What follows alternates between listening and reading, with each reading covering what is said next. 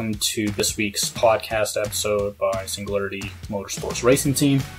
In today's episode or podcast, we'll be talking about should professional drivers utilize sim racing in their development, and is it a tool that they need to use?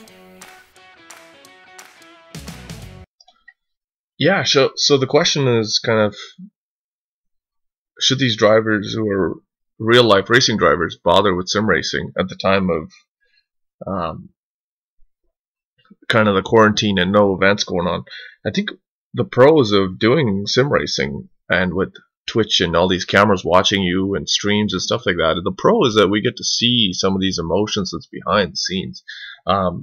So I don't know, initially looking at it, I didn't think there was a lot of value for the racing driver themselves, even though I'm a big proponent of the sim racing for myself or people like myself who are not professional drivers. I think the competitive emotion really shows, and it's really entertaining. I think we've already heard people kind of get frustrated, crying about stuff, even affect real life with Kyle Larson. We've also seen guys kind of lose their cool a little bit, guys run to the washroom, like funny stuff happen, right? So I think it shows a lot of good emotions come out. And so in a world where we are very curated and no emotions shown by drivers and everything's coached and, said things to support their sponsors, it's kind of a neat avenue to see things. Yeah, absolutely.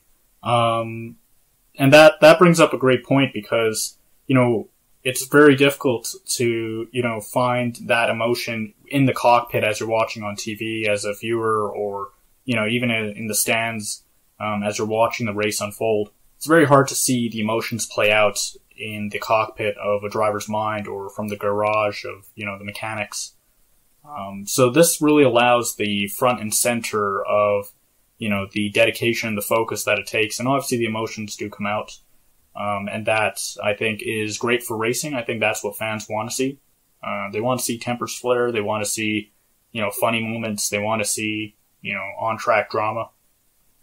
So, yeah, in the end, I think there's definitely a pro there for drivers to compete.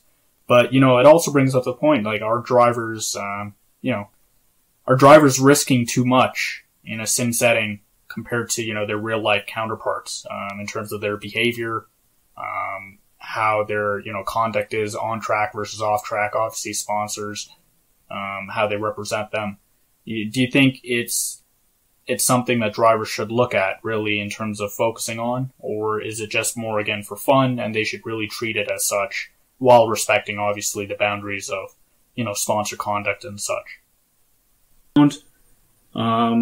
Whether it's in the NASCAR esports, IndyCar esports, even in the F1 series, there's a lot more competitiveness. I don't know if obviously we can't doubt their competitiveness when they get in a car, but I guess from what we can see, because we can now physically see how they behave as they drive, I think it's brought out a lot more fiery competitiveness. Some good, but some, as you said, led to, losing your job at the extreme. In terms of, put his incident aside, in terms of the competitiveness that was brought out by other drivers, right? I mean, you had guys that were physically frustrated, and in a good way, like in the sense that you want to see emotion, you want to see passion, you want to, yeah, exactly. You want to see if a guy gets wrecked with 5 laps to go, running in a top 5 position, you'd be pissed. I'd be pissed. You just ran 150 laps and you just got wrecked on 5 to go. I think that brings back what I think, at least from NASCAR's point of view, because Formula One still has drama, and it has excitement in terms of the unknown. But you don't see nowadays the raw emotion. I think there is a lot at stake, as you mentioned, which is not a good thing in the sense of, if you say things that, like Bubba Wallace quit a race. He didn't even say one word. He just rage quit because he got crashed 3 times. Literally, not even his fault. At the race at Bristol, he literally crashed. He got wrecked 3 times. And he was like, you know what, I'm done. And he just rage quit. Like, he didn't even say one bad word, didn't say anything, just rage quit. and he lost a sponsor because of that. They basically said, we want to sponsor drivers, not quitters. And to me, that was just like, it was uncalled for in the sense that you have to understand emotions run high and they don't run any higher than on a short track anyways. I think, as you said, like drivers, the only way you used to see that in the olden days or even 10, 15 years ago or 20 years ago is when, you know, drivers would have either a crash, some moment, something, and they'd get out of the car and they'd lose it. Yeah. That's how people saw that emotion, which was genuine, right? And I don't think, of course, lines might have been crossed. I'm not going to say no lines were ever crossed, but for the most part, it was related strictly to what just happened. It wasn't, you know, going after people's families or anything like that.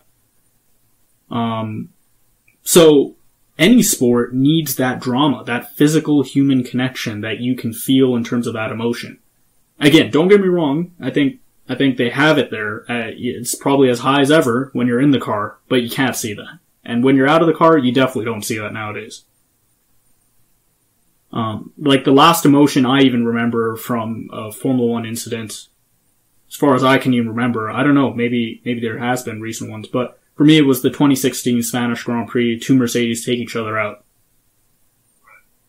Like you can visibly see the meltdown on each of their faces. Again, I just feel like gaming in general is a whole new level of competitiveness.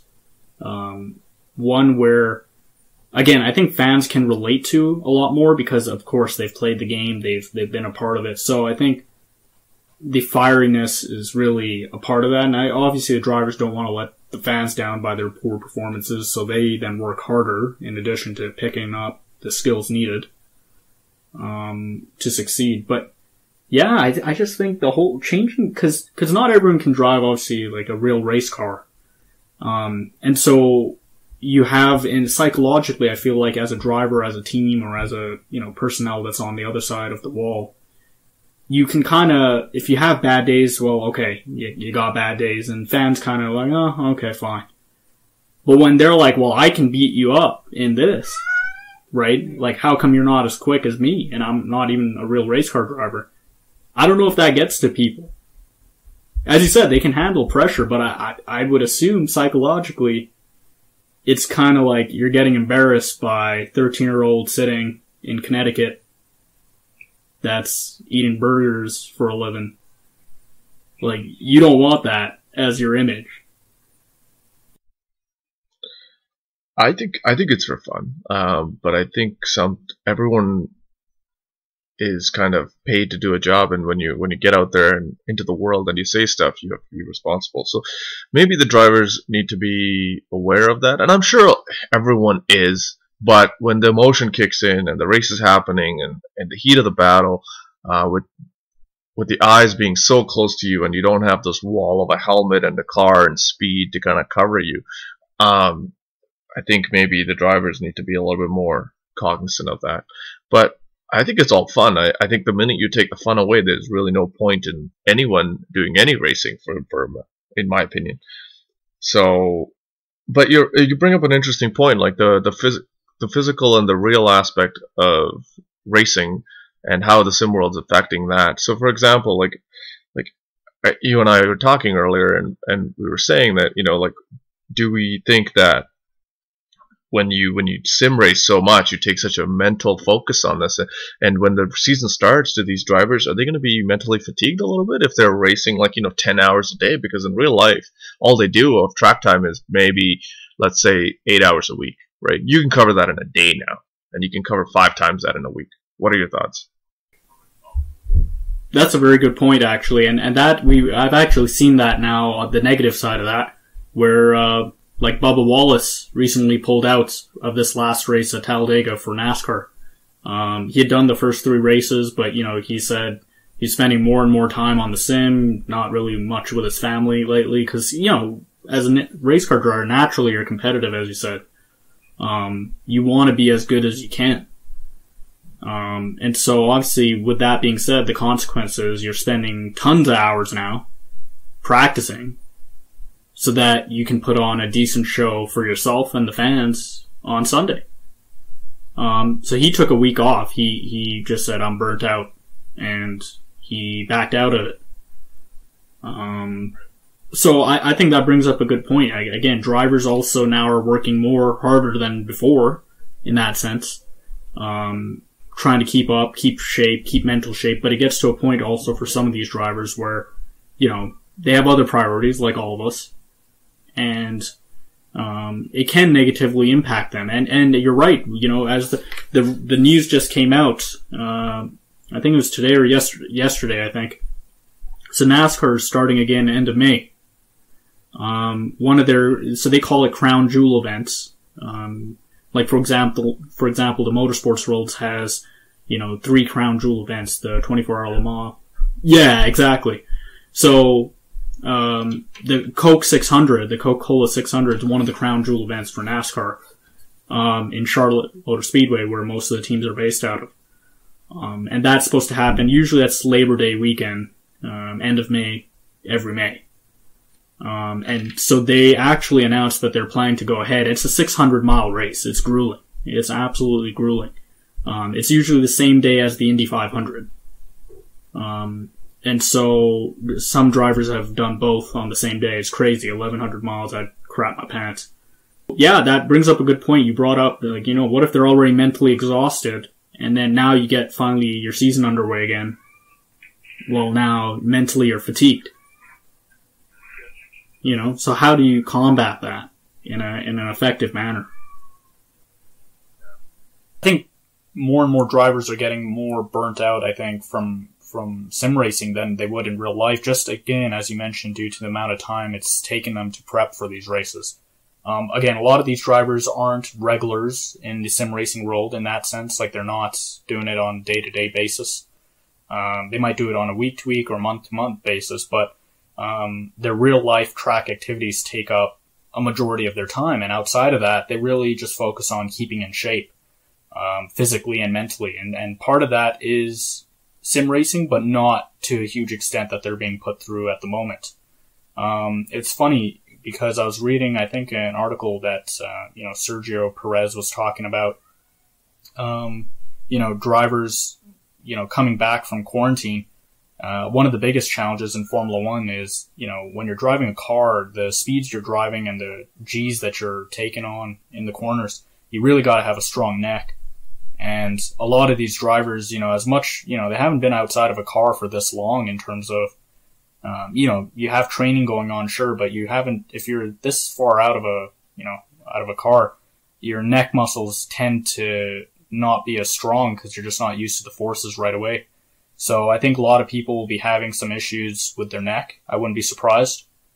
But mentally as well, I think mentally they'll come back though with a new sense of appreciation for how accurate you have to be.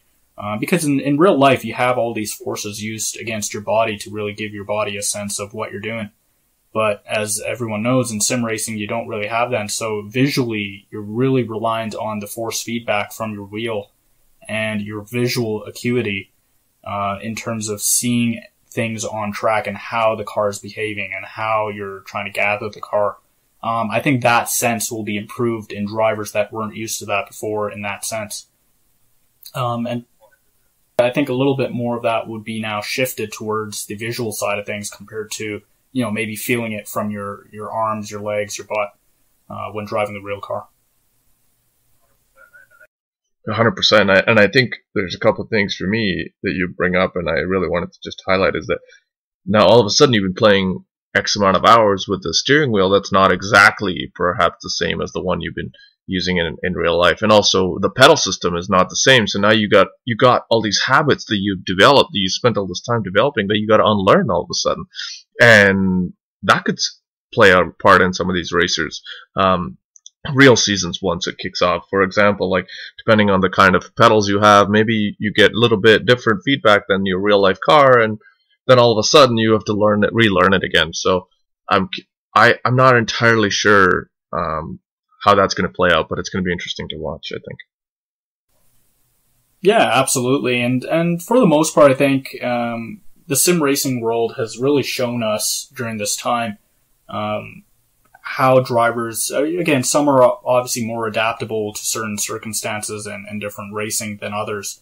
But it just really goes to show you how different those two sets of items really are. You know, sim racing, again, if you've never done it, it's an entirely different animal compared to real life racing. You can't take usually drivers from sim racing, put them in a real car and expect them to perform at the same level right away. Some can over time. Most probably can't. And vice versa, taking real world champions like, you know, even Jimmy Johnson, NASCAR, and you put him in a sim racing rig and had him compete in iRacing events, and he wasn't competitive at all until probably the most recent race here, a few weeks ago. So it's just an interesting perspective to definitely take on and see how drivers progress as they transition their way into sim racing. Yeah, one thing I found really interesting is that sim racing, you look at drivers like Juan Pablo Montoya, who's driven in multiple series and has had success in almost every form of motor racing. The guys just enjoy driving anything on wheels. And to me, like, do we think of him as a great driver? I think it does. To me, in my definition of great drivers, I feel like you should be able to drive almost anything. Not just one type of car, one team's car. You should be able to kind of go over anywhere and drive it. And so to me, a guy like Montoya is extremely great in that sense. And so he has, like you were talking about with Assetto Corsa and series and stuff like that. So transitioning into into simulation racing, is that another series that can add a feather to their cap? What are your thoughts? I think so, yeah, just because, again, it's, as you mentioned, and I agree to your point, you know, having drivers transition from different series really highlights, A, their adaptability, and B, their acuity in terms of picking up the series, because different cars behave differently, and of course, that's the same thing that happens within the sim setting as well. And so, for him to be able to adapt in a sim setting and be competitive over, you know, a number of races with other online sim racers, just goes to show you that the guy has a knack for picking up virtually any car, anything on wheels, per se, and really after getting, you know, a few hundred laps under his belt, he's right there, in terms of competitiveness. And, you know, you can't really say that about everyone in terms of being able to do that, but it just goes to showcase the talent that he has for picking up such different and variety of racing series. And, you know, people say as well his NASCAR career wasn't particularly successful. I would say otherwise. I mean, he was in Chip Ganassi Racing, or Earnhardt Ganassi Racing at the time, and that was basically a midfield team, and he still got the car into the playoffs in 2009 with a car that was competitive, but he didn't win a lot of races, granted, but I think he still went and was as competitive as he could be with the equipment he was given. So, yeah, it's very interesting that, you know, some of these racers do like the challenge. They do like, you know, the Alonsos of today. They do like having the variety of motorsports and wanting to experiment and try different things. And sim racing definitely offers that. Because he started just at the end of last year, I think, from my knowledge. He was competing. So what they do is they bring in the, you know, 10 best ranked gamers within North America or something on their platform. And they would go head to head against him. So, he would be thrown into the field as well. And they've actually had some ballsy battles. He's actually come off worse on a few of them.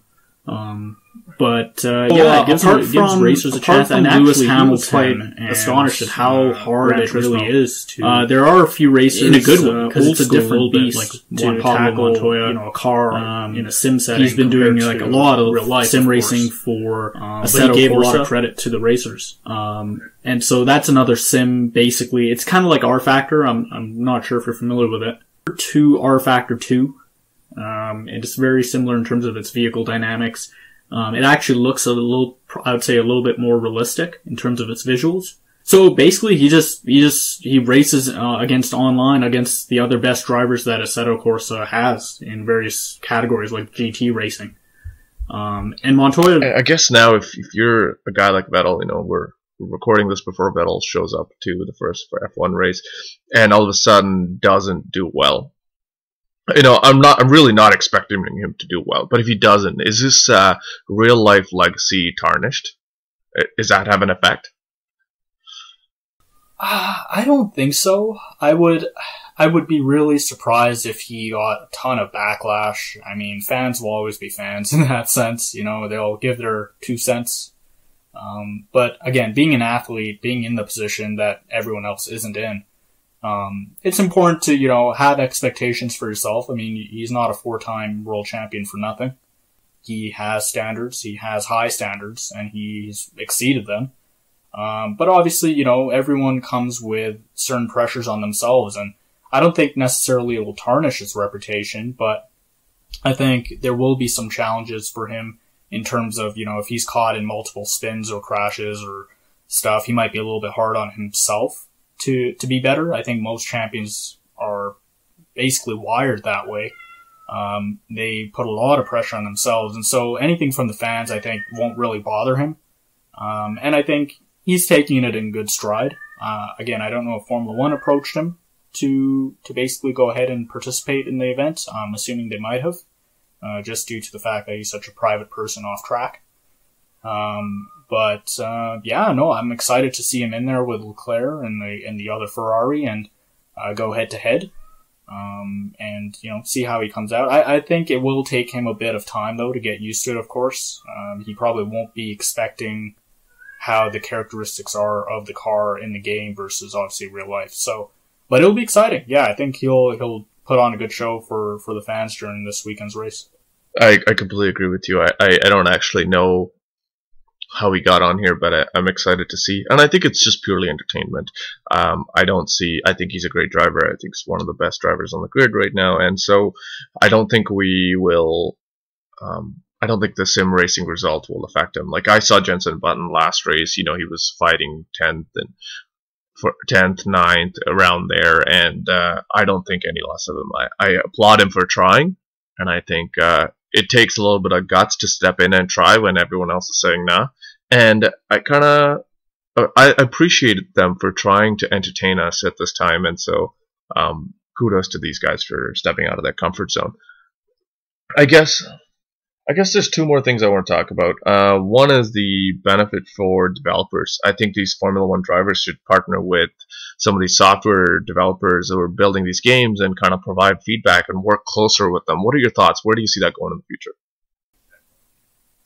Yeah, I think that's a huge concept there in terms of working together with developers. I think it's a necessity, basically. Drivers, I think, will benefit a little bit out of it, but I think more so it's for the developers, it's for the general public. Because as you mentioned as well, drivers are a rare breed. Us as the general public, we can't go and experience what they experience on a weekend to weekend basis. And I think more and more games, especially racing games, even on the console, are leaning towards a simulation feel. That's because, I think most people want that. They don't want the arcade. Yeah, granted, from time to time they want to play arcade racing games, but I think the population's leaning more and more towards the simulation side of things. And so, with that being said, the way that developers can fine-tune, their vehicle models, their dynamics, the way the roads interact with the vehicles is through the driver, and how the driver, professional driver, would give them feedback based on how the vehicle is handling, how it should handle within given circumstances.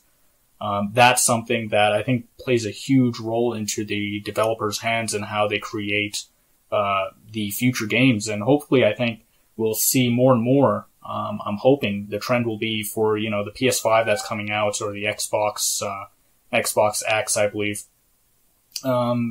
Basically, more console games, I think, will start to become maybe the iRacing of today.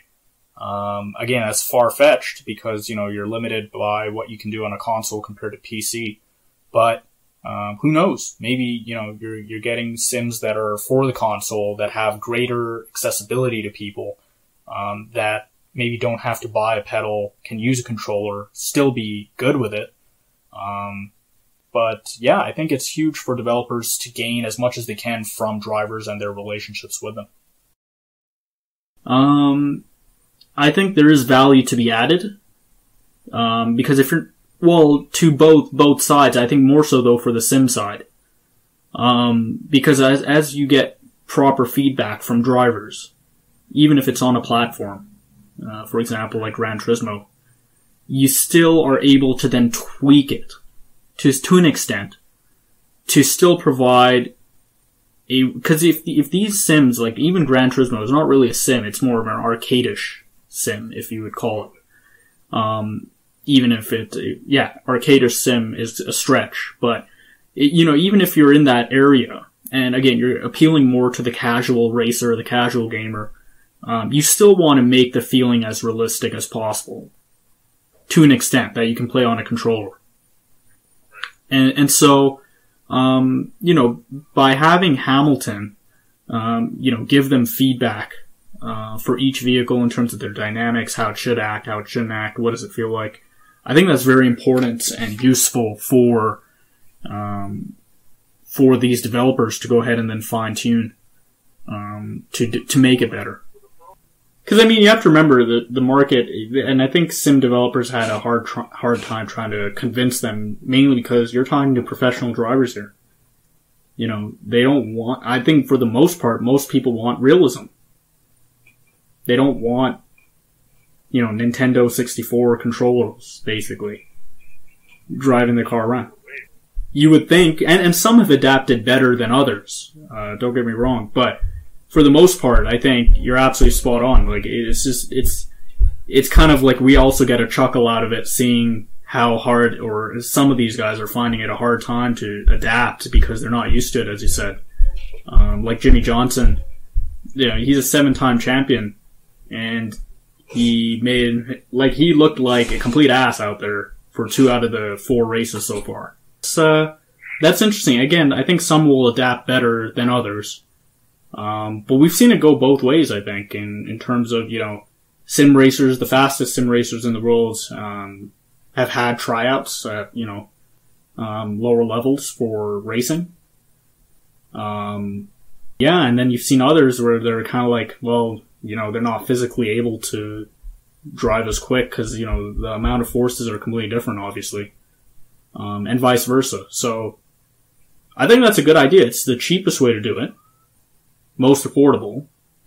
And it gives at least the opportunity for some of these guys that can't really physically race otherwise because of a budget, let's say, to get at least maybe a test or something if they're consistently dominating, the world of sim racing.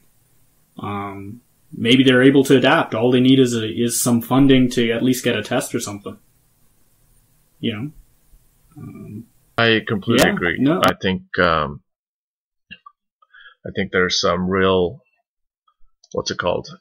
benefits for the drivers working with the simulator developers, just because maybe we will even start seeing big manufacturers put out commercial simulators. Because, they're developing it anyway. Might as well sell it to people and make some money on it. So I think that partnership is coming in the future. I also think there's going to be more sponsors coming in from the esports world for these drivers, so there's some money there. So I'm curious to see how that all develops. It's better for the marketing. It brings the. I know we talked about the paywall for sports and racing sometimes, and this kind of removes some of that because it's all on the internet and it's all free and anyone can access it. So it brings it back a little bit. My last question I wanted to talk about is we talk about these racing drivers. Should they bother with simulators? There are simulators out there. You and I are kart racing drivers. We race the club level, not at the lower level, but still we're drivers in real life nonetheless. And there's simulators out there called Kart Racing Pro and R Factor Karts, stuff like that. And my question to you would be, would you drive one? You know me, I love driving basically anything, whether it's virtually or in real life, anything with wheels. You can give me a broken down car, I'll still drive it, as long as it moves forward. So for me, I'd absolutely love to drive anything, in the virtual setting.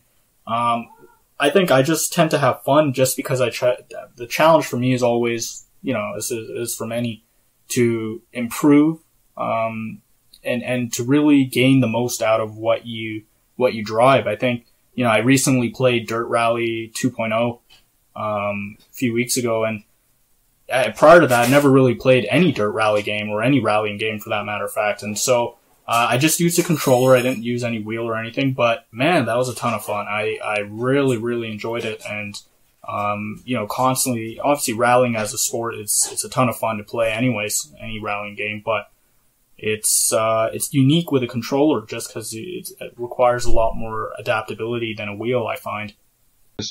But my question is, why haven't you done the Kart Racing Pro? I think there's something there, and the reason I'm asking this is because I wouldn't do the Kart Racing Pro. And I'm trying to ask you this question because, yeah, you can play dirt, but that's a different one. You're not a dirt car racer. You're not a rally car driver.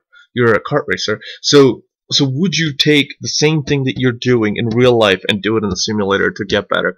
And I want your answer on that. Right. I don't know if I'd use it to get better.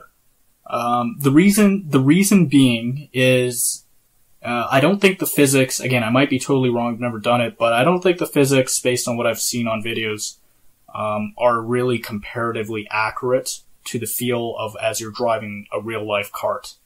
I mean, the nimbleness of it is different, and if you see visually, again, this is me just looking at the videos, the nimbleness kind of reminds me a little bit of Mario Kart-esque. And that's not really, I mean, karts in real life are pretty nimble, of course. They move very, very quickly, no problem. But they don't just glide across the surface. Yeah, so basically what you're saying is that without that feel and just visual, and the physics being simulated, it just doesn't feel the same, and you probably wouldn't try it to kind of keep sharp or to kind of improve your karting ability. Yeah, I wouldn't use it to improve my skills. I would use it maybe just more as fun, or maybe just once in a while to, get a feel of it. But it wouldn't really be as a long-term improvement, towards my actual karting. I agree with you, because I think if you want to get better as a kart racing driver, just do that in real life. Don't bother with other series. But you know what's funny? Because I spent hours driving even an underpowered car like a Mazda MX-5, and I'm nowhere near good at it, but I have a ton of fun doing it because it's a challenge. It's a different challenge, right? And taking on the same challenge in the virtual world that I've taken on in the real world doesn't seem like a worthwhile experiment. So I could totally understand why some of these drivers don't want to drive F1 2019 or iRacing or any simulator, because you and I wouldn't do it. We're nowhere near as these professional drivers, right? So what I would propose is that instead of having drivers drive the same series, create a random simulator that has a random car and everybody goes and drives that. It would be cool for the whole globe to see the ultimate racing series, just one series, one car, and that's not like any car that's in real life. You're just out there driving. And I think that might gain.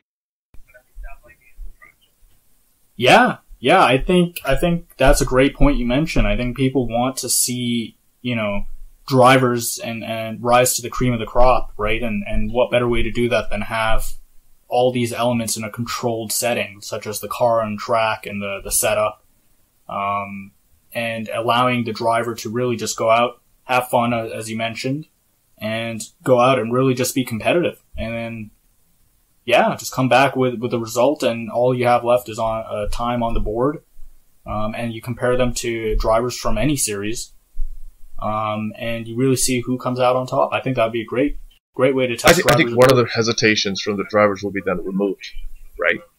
That's what I'm after there. So that's my thought. Those are some of the thoughts we had. Did you have anything else, Danish? No, I think basically the trend that we've seen is something that's unique. I think it's something that was put together last minute. It had to be because of this quarantine period. And so, yeah, I think everything for the most part went well. It provided viewers with a unique experience, something that is entertaining to watch as well, through the time when you don't have any motorsports on live television. Yeah, absolutely. And with that being said, that concludes our podcast episode. If you guys have any questions or you have any comments, please let us know. And also let us know if you'd have any topics for us to talk about in any future podcast episodes.